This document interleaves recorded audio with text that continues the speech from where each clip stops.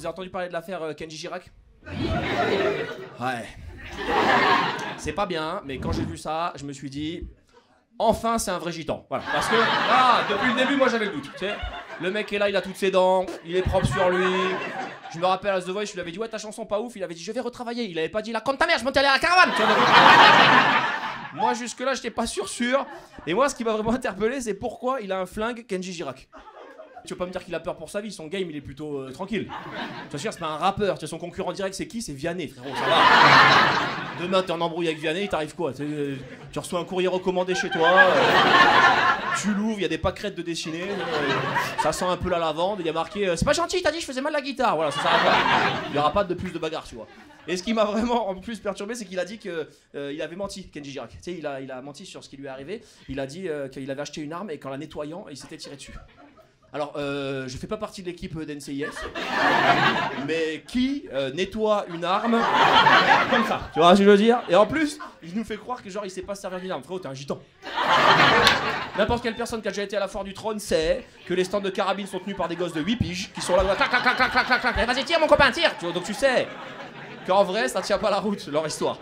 Et le dernier truc là que j'ai vu qui m'a chiffonné, c'est que j'ai entendu dire qu'apparemment l'histoire elle a avancé et en fait ce qui s'est passé c'est que Kenji il est rentré chez lui, il a menacé de se tirer dessus et au final il a fini par tirer. Moi ça donne un indice sur sa meuf. Elle est ghetto sa meuf. Parce que ça veut dire que ce qui s'est passé c'est qu'il est rentré chez lui, il a dit hey, je vais tirer. Elle a regardé, elle a dit bah fais-le PD va, tout ça. Et maintenant on comprend pourquoi Kenji il cache un peu sa vie privée. Parce qu'une meuf comme ça tu peux l'emmener dans un dîner. Imagine demain il a une victoire de la musique, je sais pas, il va recevoir un prix, il va à l'Elysée, il est avec Macron, il dit bonjour monsieur Macron, et il y a sa meuf à côté. Eh Brigitte, c'est vrai t'as une bite? Là t'es mort. Il y en a qui connaissent le Brésil un peu? J'étais au Brésil, super beau pays le Brésil. Mais t'as vu en France, on a des a priori sur les pays, ok? Et moi quand j'ai dit que je partais au Brésil, tout le monde m'a dit mais fais gaffe, c'est dangereux le Brésil. Frérot, j'habite à Paris.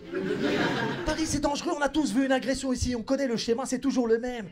T'es dans le métro, une meuf, elle se fait arracher son téléphone. Au secours, aidez-moi. Nous, Français, la même réaction. Il est où? Après, elle dit, il est là-bas, noir. Il court vite. Voilà, ça s'arrête là. On m'a dit ça. Quand j'arrive au Brésil, là-bas, on me dit, c'est cool, mais si tu te fais agresser, donne tout ce que t'as. Ne parle pas avec le racketteur, on sait jamais, ne va pas à la confrontation avec lui. Ok? Je prends le bus. Je suis assis dans le bus. Tout se passe bien. À un moment donné, un Brésilien, il se lève. Un mec des favelas. Je sais qu'il est des favelas, il a un tatouage, j'ai écrit favelas. C'est un mec des favelas. Ils sont très fiers, les Brésiliens. Non, tu verras jamais en France un rebeu avec un tatouage écrit Argenteuil. Tu vois pas ça en France, d'accord? Il se lève, il fixe tout le monde dans le bus. Je dis, il est chaud, il va racketter quelqu'un, il est chaud. Il lui regarde mal. À un moment donné, il pose son regard sur moi. Moi, je suis pas teubé. Je vois, j'ai bronzé un petit peu, je me fais passer pour un Brésilien. Je commence à chanter une chanson brésilienne.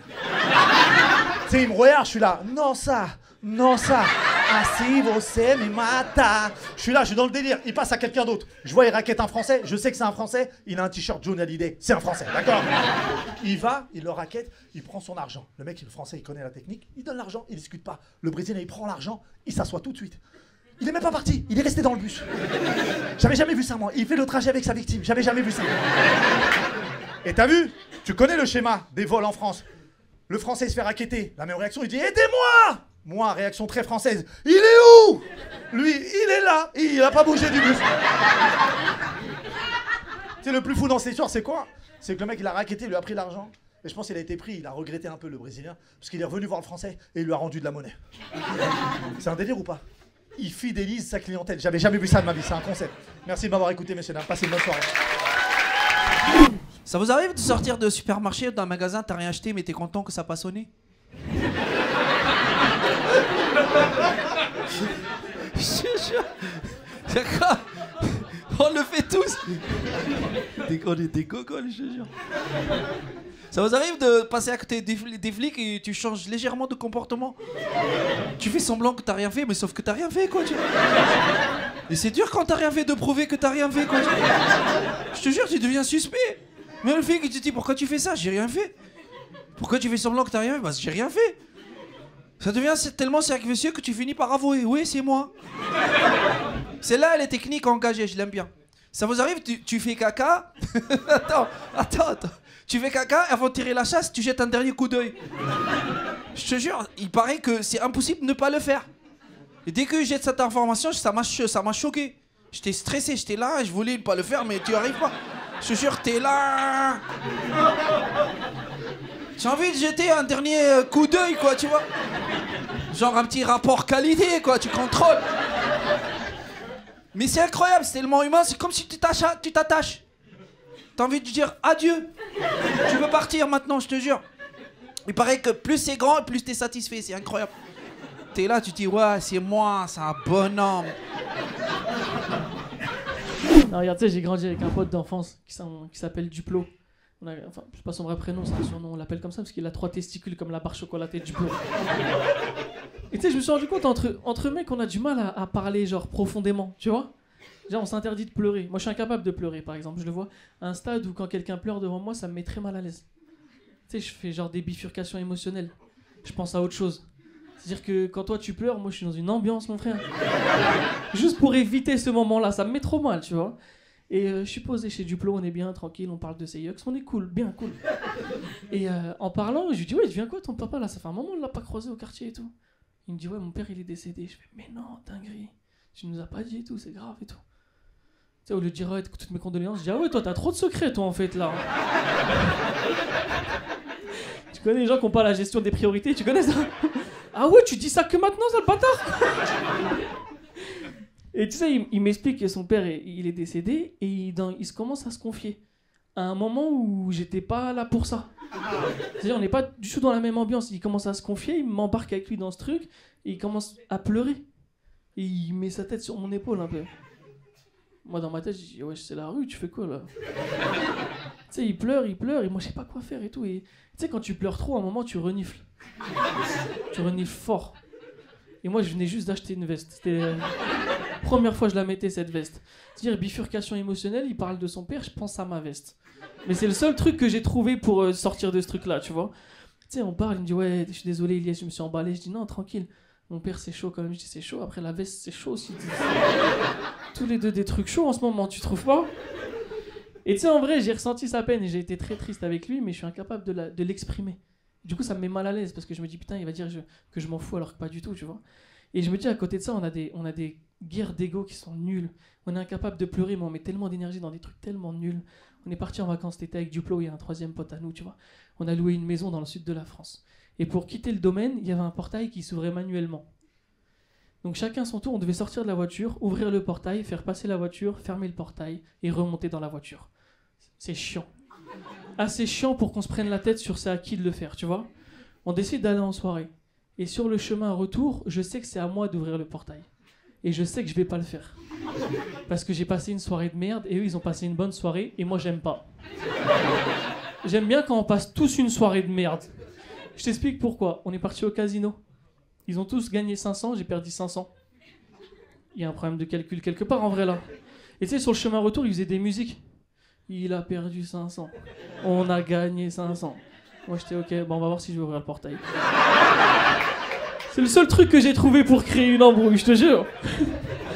Et eux ils sont en train de chanter, ils s'ambiancent, tout ça et tout. On arrive devant le portail, on est dans la voiture. Moi c'est mon moment.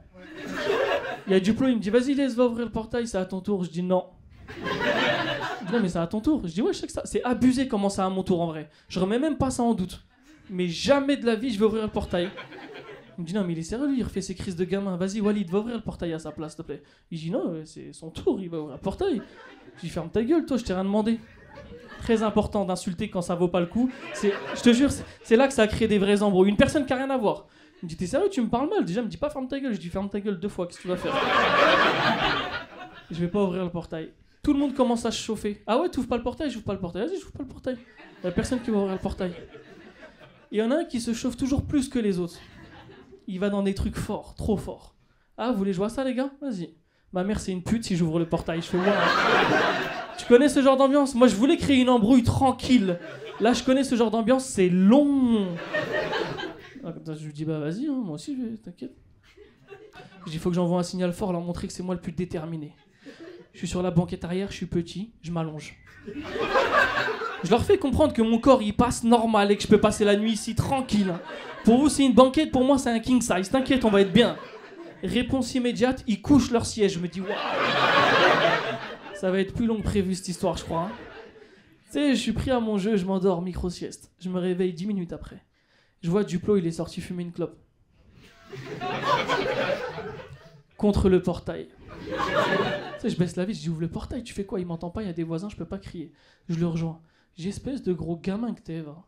Depuis tout à l'heure, t'es là, t'as pas ouvert le portail. Il me dit toi aussi t'es là maintenant, on fait comment? Je fais Naturellement, sans parler, on s'assoit tous les deux contre le portail et on commence à parler. Et tu sais, je lui dis franchement, c'est ridicule en vrai ce truc. Il est 3h du matin, on est dehors alors qu'on pourrait être tous dans notre lit tranquille pour des concours d'ego de merde. Tu veux pas te prendre en maturité un peu, sale gros gamin que t'es, va? Non mais je sais que c'est moi qui ai créé l'embrouille, mais je veux mettre le doute dans leur tête que je suis plus mature, tu vois?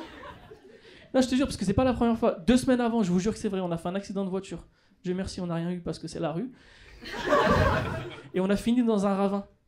Je vous jure que c'est vrai. On a mis 15 minutes à sortir de la voiture parce qu'on n'était pas d'accord, c'est la faute de qui si on est dans le ravin? À nos grands âges. Tu te rends compte ou pas? Après, je dis non, en vrai, c'est des trucs de gamin et tout. Il me dit ouais, c'est vrai, c'est un truc de gamin. Et tu sais que, en se posant, tu sais, la nuit, clair de lune, tout ça, c'est suffisant pour se confier.